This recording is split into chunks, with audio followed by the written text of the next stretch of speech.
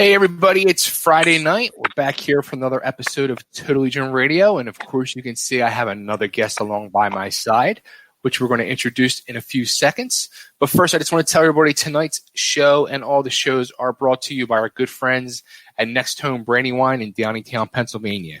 Our good friend, Mr. Dan Peasy, and his team of professional realtors, they provide you with guidance, knowledge, and information for all buyers and sellers.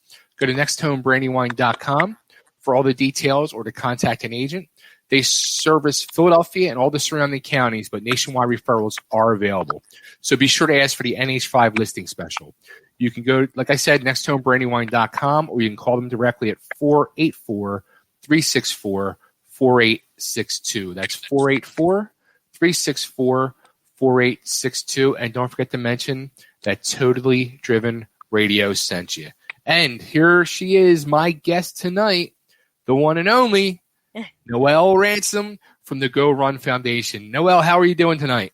I'm doing well. Thank you so much for asking. How are you? Good. I am doing great. Not as good as you, because you have this whole big thing you're involved with. It's called the GoRun Foundation. You guys have your virtual run that's starting next week, which everybody's doing virtual now. So I really want to talk about the virtual run. Oh, yeah. But the GoRun Foundation. So are you the true person behind it? Yes, I am. I am the owner of GoRun Foundation, and it was started back in 2016. It was not originally supposed to be virtual, though. We do host multiple in-person events like half marathons, a 5K, which is a 3-miler, and we sometimes do 10K, which is a 6.2 mile. Wow.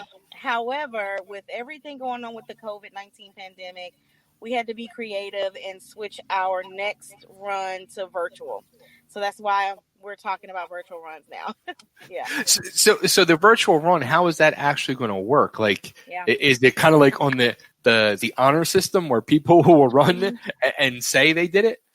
You know, that's a part of it. So we encourage folks to use like a Nike Run app or like a GPS related walk or run application, maybe Fitbit or an Apple Watch. Most people sort of have that now, but if you don't, then it's sort of on the honor system, and you choose your location and you also choose the distance. So we offer, for this particular virtual run, we're offering the distance, 3 separate types of distances: a 5K, which is 3 miles, a 10K, which is 6, and then a 15K, which is almost 10 miles. So wow. You can choose one of those distances and you choose your location. So if you're a runner or walker and you usually like to walk around the neighborhood or your gym or local track, you can still use those avenues to participate for the virtual run, as long as you do that within the time frame that the run is open, which is September 1st through October 19th. And then we ask that you just upload your results to our website, and we have different challenges that you can participate in to be competitive and things like that. Yeah. Nice. So going back to the actual foundation, the GoRun Foundation, what inspired you to start this? So I was not a runner myself. I was not even a walker. Okay. I was really trying to exercise and lose weight and be healthy and all that kind of stuff. And I got bored at the gym, and I was a little intimidated to do the weights with all the big buff folks over there in that little area. So I was like, let me get out here and just try to run around the track. Then it started to be like, well, let's try to, log in or try to run one of these fun runs, or like the color run, or some of those little things like that, to try to really get entertained while I was trying to work out too, so I could involve some fun into that scenario. I started getting addicted to it, to be honest with you, and I really I started walking, and then I started gradually walking and adding some running into it. Now I can do a run for 3 miles. Nice. I participated in some half marathons and things like that, but never from start to finish running. I can't do the whole full run, right? But at least I participate and at least I finish. But absolutely, there's so many people like me out there that are intimidated just to do 1 mile. So I thought, gosh, I could start something similar to this and make sure that we, I'm always running for a cause or raising money for charitable organizations. And I thought this will be a great way to not only work out, have some fun, add it to your workout routine, but then you're also contributing money to a local charity. And what we Right. like to do, for me, I'm philanthropic by nature, but I like to be able to see where my money goes. And Mm-hmm. sometimes people feel like when you're donating to larger charities, you know, you don't really kind of know where it goes. And so Right. we started to pick local pet rescue centers or the local Oh, nice. arthritis foundation or folks that we knew that were suffering from like mild to cystic fibrosis, those kinds of things. Okay. Very local people, even know, you know, who these people are, and they have benefited in some way from the charitable organization. We started choosing those particular areas within the local cities that we're having these events at. And Okay. it really helps resonate with the people who are participating because they've either been to that organization or they've donated or they know people who work there or they volunteer their hours there. So they can see where their money is actually going. So that's one of Nice. the differences between our organization and maybe a national one where we're just choosing like a larger charity.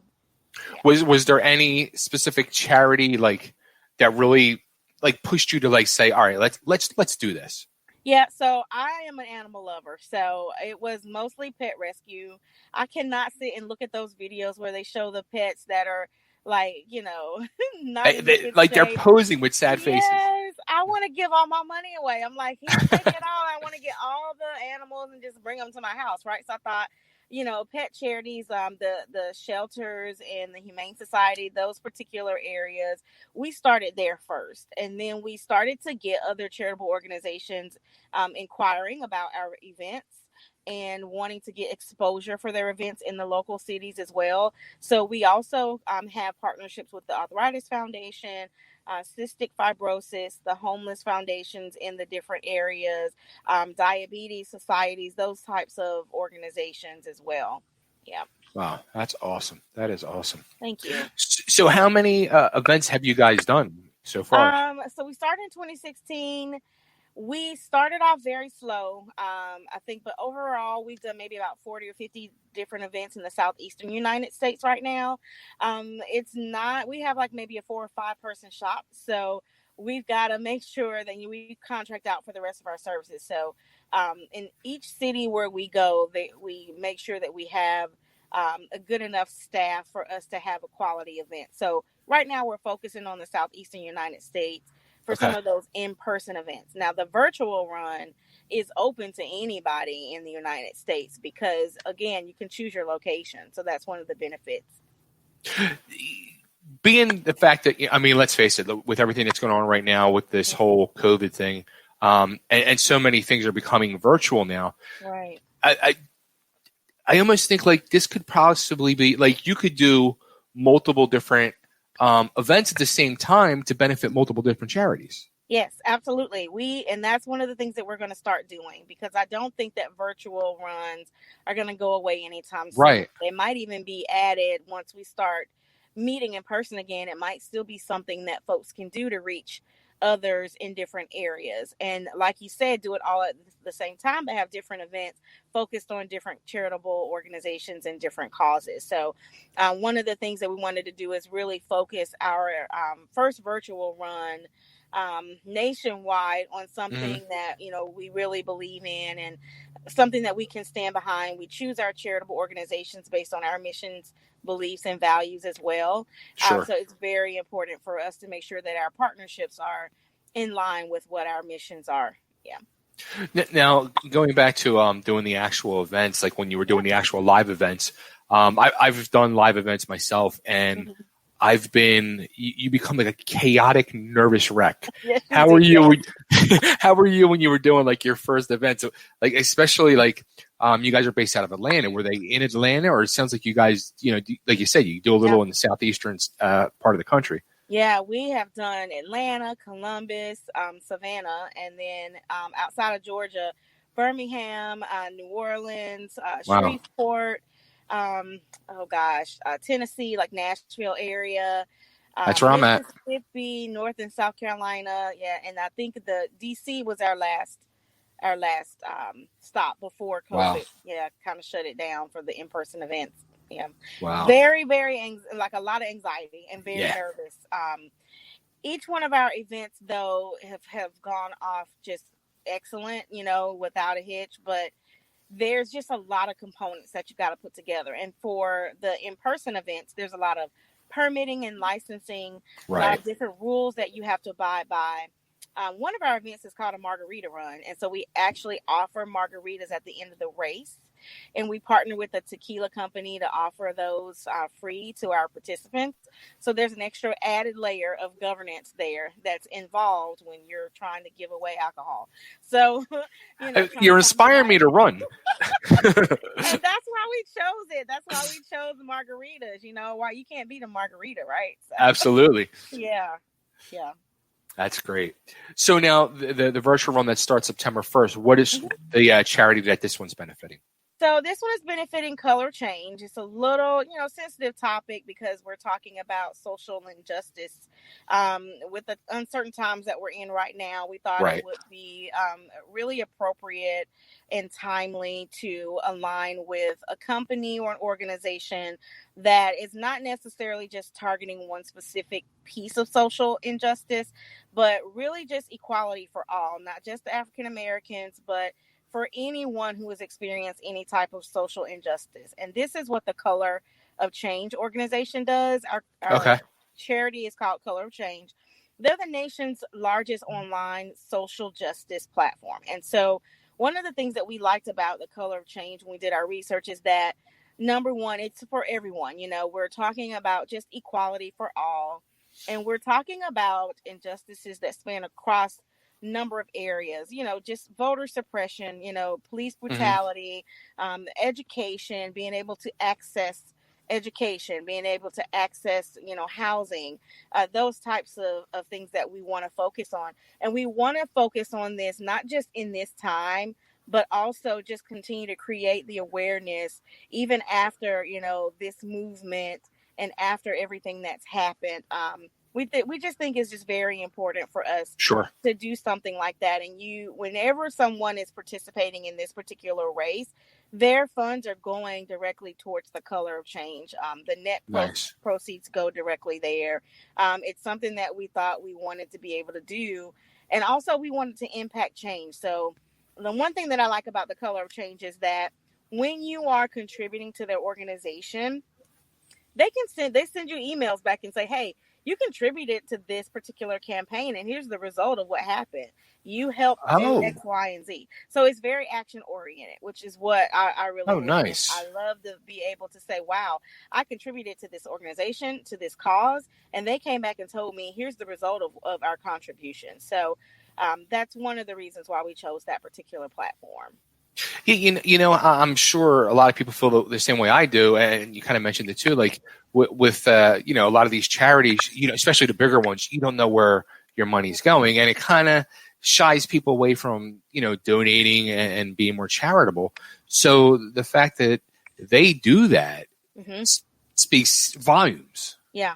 I was very impressed. I learned about the Color Change, and I started contributing as an individual long before we started doing this virtual run, and I started getting the emails back like, wow, I actually do remember contributing to this campaign. And they close it out and they say, this one's done. We checked this off the box. Let's move on to the next campaign. And you follow them and you start to be able to see the results slowly but surely, but at least you see something happening, which I thought was really important. That's awesome. Yeah. Now, do you come across charities who try to get you guys involved, and you do your research and you're like, Yeah. Many times, we like to do research to understand how they are spending their money, what their money is going towards, what percentage is actually going toward the cause versus expenses and salaries and overhead. We want to be able to contribute 90% of our proceeds to the Color of Change. And the great thing about this virtual run is that it removes a lot of the permitting fees, licensing fees, event and facility rental fees, and things like that. We never really have to deal with that with a virtual run. It's all online. It's all digital. We do provide t-shirts, medals, fun prizes for those who win the challenges. Now, that is the only real expense other than marketing, things like that. Right. That's a very small part of the larger, financial bucket that we're looking at. And so that way we're able to contribute the majority of our funds directly back to those charitable organizations. So I think the virtual run right now is really going to be key for any of our other charitable partners that we choose to align with in the future. Yeah, that's amazing because I used to be involved in professional wrestling, and wow. we used to do like lots of benefits, and a lot of the promoters who I would wrestle for, you would always hear that the line would always be part of the proceeds go to said charity, and you knew like they weren't even getting 50% of the shit. Exactly. So to say you're be able to do 90% is mind blowing. Absolutely. Yeah. We calculated everything before we partnered with them and gave them the investment. So yeah, it's really exciting. And I'm really excited about this event. This is our first event where we've had a social justice partner, charitable organization. So it's going to be interesting to see, who gets on board and how many folks are going to join us. I know that there's a lot of push towards, all of the different social injustice platforms, but we want to be able to do something. And I'll say it like this, other than protesting, because I know there's a lot of folks that just can't go protest, they want to do something. But protesting is probably not the right thing, for everybody. And I know for me, I can't get out there and spend all my day doing that. And I applaud those who are able to make those sacrifices. But for those who can't do that, there's still something else that you can do. So I was one of those people that sat back and was like, gosh, I really admire that. They're going out there and they're making sure that their voice is heard. How can I make mine heard without going out there and doing that same thing? Is there something else that we also can do to impact change? That's one of the reasons why I started this particular virtual run and aligned with the Color of Change, because although I'm not out there protesting, I can definitely raise as much money as I can towards that cause, and then that's my part of my contribution. So yeah, you're doing wonders. You really are. Thank you. And with the thing that scares me too, like the protesting, is you never know when it's going to turn violent. So this is a great way to not only raise money for a great cause, but to be safe too, where everybody stays safe. Yeah. So where should we send everybody to, first off, find out more about the GoRun Foundation? Absolutely. So you can go to our website where we have a link to our race sign-up page, and our website is GoRunFoundation.org. It's GORUN, all one word, GoRunFoundation.org. Nice. And you guys also have a Facebook page. I know that. Yes. Any other social media? Or? Yep. We're on Facebook, Twitter, and Instagram. It's all still GoRun Foundation. If you look up hashtag GoRun Foundation, or if you pull us up on Instagram, GoRun Foundation as well. Awesome. And how about A Color of Change, the charity for the virtual race? Yep, colorofchange.org. That's where you go to learn more information about their campaigns and about their organization nationwide, colorofchange.org. Awesome. Noel, this has been great finally catching up with you. Tremendous luck I wish you, the organization, not only just for the virtual race, but in the future. Keep in touch. Let's do this again. I'd like to help promote, whatever you're doing. I love what you're doing, and I'm behind you. I totally am. Thank you so much. I really appreciate your time today. No problem. Thank you. All right. Have a great day. You too. Take care. Thanks. Bye-bye.